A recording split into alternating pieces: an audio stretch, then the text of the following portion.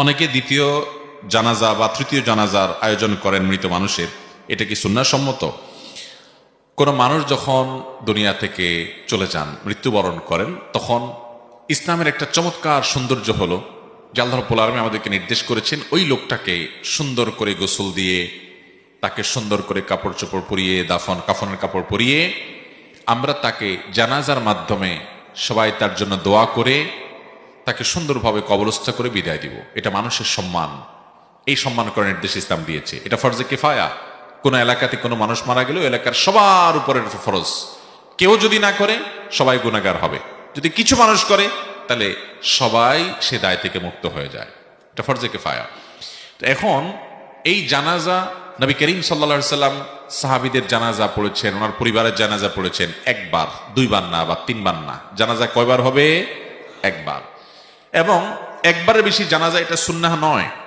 জামাতের সাথে যখন জানাজা হবে, জানাজা হতে হবে কয়বার? একবার। আমাদের দেশে দেখা যায় জানাজা কয়েক দফা হয়। একটা মানুষ বিদেশে মারা গেছেন, সেখানে একবার জানাজা হয়। ঢাকা আনছে, সেখানে একবার জানাজা হয়। গ্রামে আবার জানাজা হয়। এই জানাজা বারবার করা এটা কোনো সুন্নাহ সম্মত বিষয় নয়।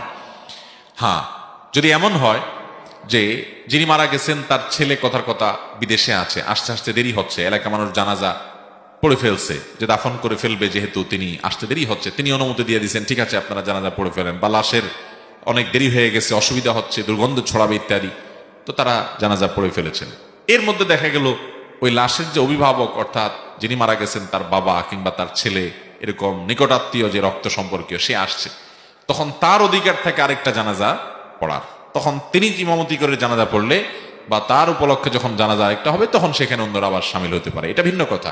এছাড়া ঠান্ডা মাথা এখানে একবার জানাজা, ওখানে একবার জানাজা, এটা সুন্নাহ সম্মত নয়। আবার আরেকটা আছে গায়েবানা জানাজা।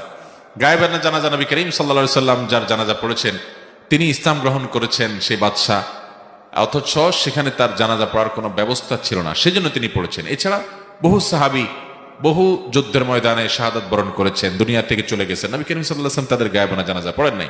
অতএব আমরা অহরহ দেখা যায় যে গায়েবানা জানাজার আয়োজন করছি, এটাও বিশুদ্ধ মত অনুযায়ী সুন্নাহ সম্মত কোনো বিষয় নয়। কেউ এমন কোনো জায়গা মারা গেল, তার জানাজা দেওয়ার কোনো সুযোগ হয় নাই, তখন তার জন্য আপনি গায়েবানা জানাজা পড়েন, ঠিক আছে। কিন্তু জানাজা একটা হয়েছে এক জায়গায়, আপনি আরেকটা গায়েবানা জানাজা পড়ছেন, এটা কখনো কোনো সুন্নাহ দ্বারা সাব্যস্ত নয়। তাহলে জানাজার ক্ষেত্রে এই যে কয়েকটা জানাজা দেওয়া, তারপরে ইচ্ছা হলেই গায়েবানা জানাজা শুরু করে দেওয়া, এগুলো কোনো সুন্নাহ সম্মত বিষয় নয়।